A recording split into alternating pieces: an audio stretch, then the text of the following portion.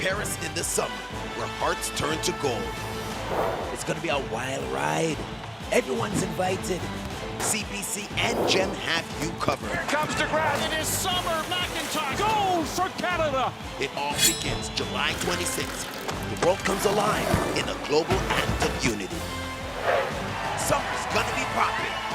Let's go! Hi, everyone, and welcome to the show. I'm Andi Petrillo, your host for Prime Time during the Paris 2024 Olympics. Today's theme is all about team sports. And when it comes to traditional team sports, Canada has qualified 6 teams. On the men's side, you have men's basketball and men's volleyball. On the women's side, you have women's basketball. You also have women's soccer, rugby, and water polo. Now, when it comes to beach volleyball, not considered a traditional team sport, but it is a tandem. There are 2 on that sand, and Canada has qualified 2 teams on the women's side. So you will have Melissa Humana-Paredes and Brandy Wilkerson. And just over the weekend, another duo qualified, and that would be Heather Bansley and Sophie Bukovic. Let's welcome to the show Heather Bansley now. Heather, you were my partner in the booth calling beach volleyball here on CBC Sports, and now I'm going to be watching you competing at your 3rd Olympics. Firstly, congratulations. How does it feel knowing that you clinched that spot to go to Paris? Thanks, Andi. I want to say I'm super excited and honored and a little bit in awe right now. You know, Sophie and I decided, just 11 months ago to team up and try to qualify for Paris, which is a huge challenge. We knew it was doable, but it was kind of crazy that we're able to do it in 11 months. That is a very tight timeline, but you are somebody who has so much experience. And Sophie Bukovic, she has experience too. She is a world silver medalist. She did that with her former partner, as we know, in Brandy Wilkerson. And now the 2 of you have teamed up. But how does that dynamic work between the 2 of you? Yeah, I think I definitely brought a lot of my experience in terms of like being calm and kind of knowing what trying to qualify for the Olympics is like, and literally anything is possible, and kind of get everything thrown at you. And but Sophie's really mature and has a lot of beach volleyball experience, and as athletic. And I think it was just sort of like the perfect combination for the both of us to be able to manage the last 11 months. How did you know it was going to work between the 2 of you? I don't know if it was like just something like a spark in the beginning, or as you just started playing together, you were like, no, this is real. Like, this could actually happen. When did you have that moment? I mean, like you said, I was doing some commentating with CBC. I was actually had left beach volleyball as an athlete, and I was coaching when Sophie approached me to see if I wanted to come back. So it was a big decision for me. And so we had a few practices. And so to kind of jump back in, I had to know that it was something worthwhile, and that, I would believe that we could qualify. So, just kind of, when you step on the court together, and you can kind of see that person's skills and see how you interact with each other and communicate with each other. And I just, I didn't know for sure that we would qualify, but it felt right, and it felt like we had a really good chance. So I took the opportunity. Does it feel a little mind-blowing to you? Because as you mentioned, it feels like you had stepped away and we're going to start this new career. And we were talking about smashy smashes in the booth. Yes, very technical language there when discussing beach volleyball. And now here you are going to the games. Is this like a whirlwind, kind of year for you? Absolutely. Yeah, it is. So it is pretty mind-blowing when I think about it. But I think deep down, I was missing the sport. There was always a part of me that wanted to get back into it. And, when Sophie approached and asked if I would want to, there was a big part of me that just wanted to say yes immediately. I think if you speak to any athlete, like, it's such a passion, and the ability to try to go for a 3rd Olympics and to help Sophie become an Olympian and help her reach that goal is, like, that just lit a fire in me. So I know you said that there was a chance to qualify and maybe you were kind of tempering expectations, but now that you're going, you have a ticket to the dance. What are your expectations in Paris? Yeah, it's funny. It's an interesting tournament in terms of like the skill level. And in some regards, it's a lot easier than our typical like World Tour events because you have more time to rest in between. You have more time to prepare. You know, the level of athletes is sort of spread out a little bit with how that they award all the spots for Olympic qualification. But that being said, you know, it's still the Olympics, and you still have all the best teams there, and it's going to be hard no matter what. And I think for us, like I'm gonna like kind of rely on my past experiences at the last couple of games, and you know, we have a few weeks to really prepare. It's different than my last Olympic cycles where we kind of knew ahead of time going in, and we could prepare months ago. Now we've sort of got, you know, like 3 weeks to prepare for the Olympics. But you know, we've played all of the teams there, and you know, we've been competing a lot this year alone. So we're ready. We already have all of the tools. Well, I can't wait. I'm going to miss you in the booth, but I am so excited to see you competing in Paris. So congratulations once again and best of luck. Thanks so much, Andi. So great having a chance to catch up with Heather. Can't wait to see her and her partner, Sophie Bukovic, at the Olympics. And okay, I said the theme was team sports, and a traditional team sport that Canadian women have qualified in, as I mentioned earlier, is basketball. That team announcement, the selection, will be made on Tuesday. And Ariel Helwani, who will be our digital Olympic host in Paris, had a chance to catch up with Natalie Achanwa before her 4th Olympic appearance.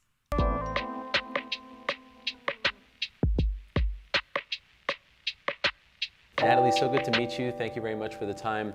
4th Olympic Games, you're like the Carmelo Anthony of Team Canada. Do you think this is going to be your last dance, so to speak, your last one? It'll definitely be my last one. It has been quite the journey from 2012 to now, and just the evolution of who I am and where this game has gone. I'm going to play my last games with the Canada jersey on in Paris. It's interesting because there's all this buzz and excitement over the men's team qualifying.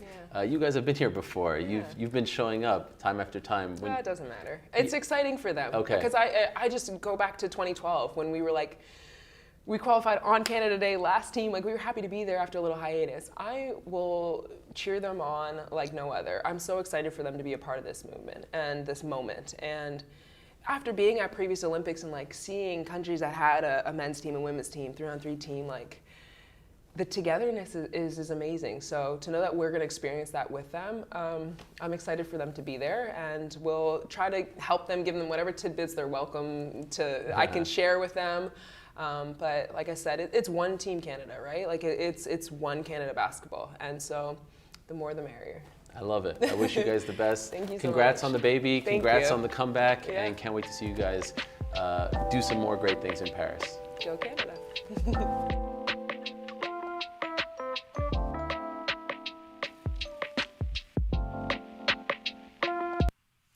Natalie Achanwa, just very wise. You know what? Excellent teammate, too. And talk about just how long she's been around and representing basketball. Letitia Ama here, 22 years of age on the team, took a picture with Natalie at the 2015 Pan American Games when Letitia was just a little thing, and now she's been part of the national team. So Natalie Achanwa definitely will be passing along her wisdom. Speaking of wisdom, the wise Shireen Ahmed is joining me in studio right now to talk women's soccer. The defending Olympic gold medalist, by the way, as we know, the women Canadian are going to be there. They're going to look to defend that. They're in a tough group. But maybe just some big picture thoughts on how you think the Canadians can do. So it's tough going back as defending champions.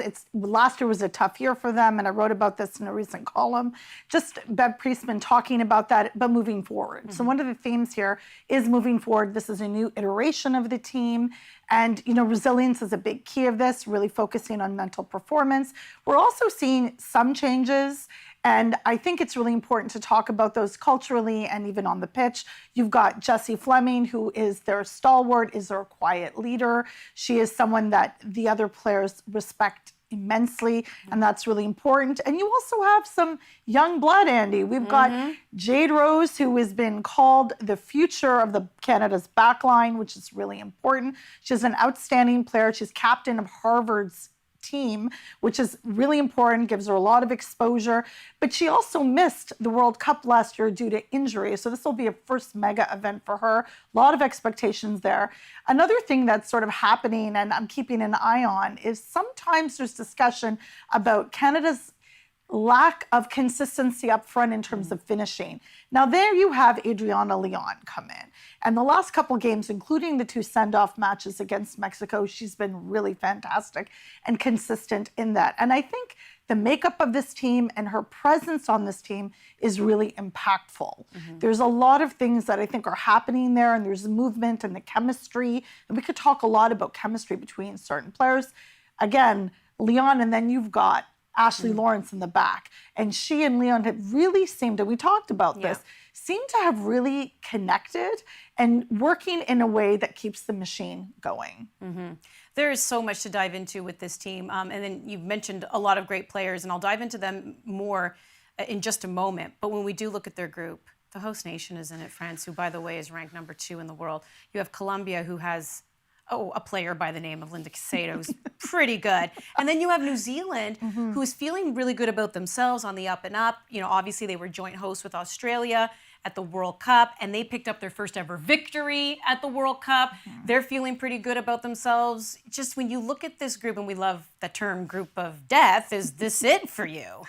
I think that this is a very tough group, there's no question. But also, I had spoken to some of the players before the second send-off match, and they're really looking forward to France.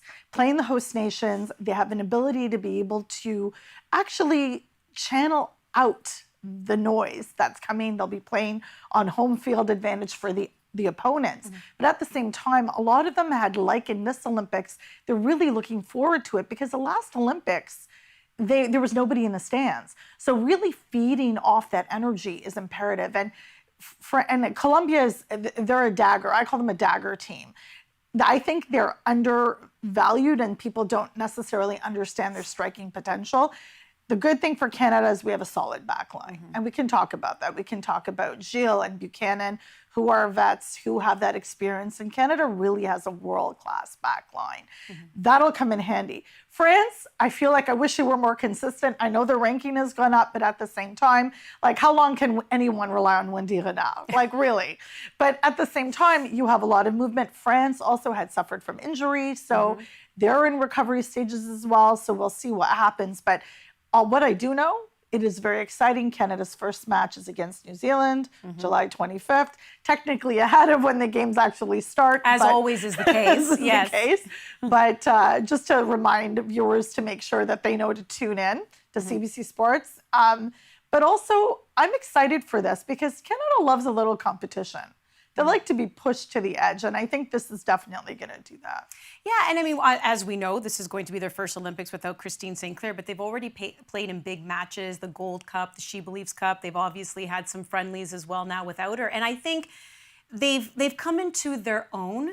They have found a way to come up with this new identity where I think they will hit the ground running at the Olympics, but also be careful what you wish for with fans in the stands, because that is definitely going to be pro-France. I mean, we might see some spattering of some Maple Leafs because Canadians travel well, but they did have that great experience with fans in the stands, obviously, at the World Cup. When it comes to particular players, though, I mean, you mentioned Adriana Leon. I do want to stay up front a little bit because that continues to be the question around this team. Who's going to score? The last little bit as well, even with Christine St. Clair, she even admitted it. She goes, listen, when I had the legs, it was just the long ball. You lobbed it, I got on it, I scored goals. That's not the way the women's game has evolved or progressed, right? It's very tiki-taka, and now it's kind of very much like possession-oriented. And the one person who's been scoring goals consistently for Canada has been Adriana Leon. But do you like her better on the wing as opposed to that traditional number 9? So, and we also talked about this really briefly. I like when Leon has freedom to play. I think she's creative. She's a very creative player, and her being on the wing gives her a little more space to move and to adapt. I think she's very adaptable, but also take into consideration, because one of the things with Leon is her game IQ is very high. So be able to take that into consideration as the movement goes along. I think moving forward is really important, and understanding what happens in the front is critical for Canada, because it is a place that has looked as if it needs the most improvement. I mean, Nichelle Prince came off of an injury, is looking sharp. Chloe Lacasse was killing it at Arsenal, but at the same time, like, that's someone else who I love watching play, who has found freedom and sort of an incredible liberty and athleticism on the pitch. And it'll be really interesting because those players, and Lacasse in particular, exposure in Europe to breadth, the tiki-taka style that you're talking about, well, has been dominating women's football. Like Spain, the way that they play, that we will see, and that France is trying to adapt to as well. That's not always historically what Canada has done. But, I mean, there's the likes of Jordan Heidema, who can still do the long ball. Yep. And you know what, Andi, if it ain't broke, do we want to fix it? Well, Jordan Heidema, that height of hers as well, she's been able to take advantage of that. And when I asked Bev Priestman her biggest decisions when it comes to this roster, which, by the way, for the Olympics, it's only 18 players. 18 players, that's it. When you start going through this roster, which you and I did, we're playing this game when it's like, oh my goodness, like that sheet adds up pretty quickly. And you're like, well, you can't leave this person out, and you can't leave that person. Thank goodness Bev Priestman's the one who has to make those decisions. But she did say up front's going to be the toughest for her. I think we can all agree, you know, Adriana Leon would be a lock, Jordan Heidema. Nichelle Prince, even though she got that calf injury, Gold Cup, she was held out. She believed she was at those two friendlies, and Bev said it was just for precautionary reasons she didn't want to play her. So Nichelle Prince, she's healthy, she's in. But to your point, like, where does Lacasse go in, and then where does Evelyn Vienne go in, and then Janine Becky, and then does the young Olivia Smith make the team? There's a lot to be discussed. But if there's one thing that Canada still loves, is that defensive style of play. What have you been making as well? You talked a little bit about Jade Rose, who has solidified that right fullback position, but Kadisha Buchanan, Vanessa Gilles, do you feel they found that chemistry again? I do. I think there's a camaraderie and a partnership in their playing, and they understand each other. If we know anything, Kadisha, we were talking about this 2 modes, 100% or chill, but when she's on, and same with Gilles. Gilles has an intensity that is so clear. Kadisha Buchanan also has an intensity, but they're different kinds of intensity. So I feel that they balance off each other, but that influence on Jade is really important. And again, this is Jade Rose's first mega tournament. So with the senior team. So it'll be really important to see how she adapts. Let's not forget Jade Riviere. So there's a lot. We've also got possibility of Shalina Zdorsky. Like, there's a lot. And I know Jade Riviere plays a wing, but there's also the adaptability of those people, like Lawrence, can move up or back as need be. And again, that Priestman's going to have to make different decisions based on the style of play of the opponents. France also plays defensively, but will obviously be looking to attack, but traditionally have played very defensively because some of their strongest players were in the back. How Canada adapts and what the formations are for the specific matches, it's a lot of paperwork. That's a lot. Final thought here. Obviously, the Canadian women became the first to medal at 3 straight Olympics in a traditional sports team sport event, obviously at the Summer Games. A lot of people who tune in during the Olympics only know the Canadian women to stand on the podium. People like you and me, and I'm sure there's some others at home, we watch the nitty-gritty year in and year out. And sometimes some people might say, listen, Canada's going to be tough to make it out of the group. But when we talk about expectations, should Canada be on the podium? I mean, I'm somebody who's watched this team for a while. The thing is that when you talk to them about this particular tournament, I was speaking with Bev Priestman a couple of weeks ago, and she actually said that they know how to recover quickly. They're very good at the Olympics. The Canadian women's senior team is very good at this particular tournament. Why is that? They understand recovery. They can map out opponents. They study a lot. They understand how to do it. So do they have a fighting chance? Absolutely. Do I think they belong on the podium? We can talk again after the group stages. Oh my, hey, I wanted the answer now, because you know that this team wants to be on that podium, but there are a lot of people who don't actually have them defending their gold. But again, we've only ever known them 2012, 2016, 2020 to be on that podium. I think that sometimes people underestimate the grittiness of this team. And do I personally want them on the podium? Of course. But at the same time, don't underestimate that mental piece, the grittiness, and having watched them and interacted with them in the last couple of months and observing them, there is a confidence and an excitement going into there that I think is necessary for the reigning Olympic champions.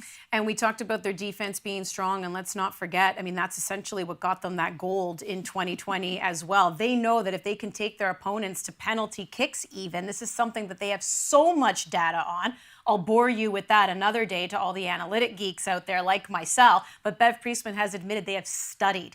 They know things about how you stand, how you breathe, when the whistle blows, how many seconds you should wait before you actually take the penalty kick because that'll throw the goalkeeper off. It's all kinds of amazing things because they know if they can be strong defensively, and especially in the knockout stages, get it to PKs, absolutely anything can happen. Well, you mentioned it, that even though the opening ceremony is July 26th, Shireen, the women get started July 25th, and you can catch it. We'll be on the pregame show together. We will get you ready for Canada versus New Zealand to open up their gold medal defense at Paris 2024. Thanks for tuning in, everyone. We'll see you next time. Paris in the summer, where hearts turn to gold. It's gonna be a wild ride. Everyone's invited from the city of light, the city of love. Catchberg lets it fly. Goal for Maggie McNeil. And CBC and Gem have you covered. Coast to coast to coast. To the hot Paris sun. The world comes alive in a global act of unity. Julia Grosso to win it for Canada. Canada gold. Nobody will catch him today. Cameron Rogers, the world champion. It all begins July 26th. This is a performance for the history books. Find the light, and you'll feel the love. Be the love, and you'll see the light. Comes to grass, accelerating, goals for Canada. It is Summer McIntosh. Summer's gonna be popping. Let's go!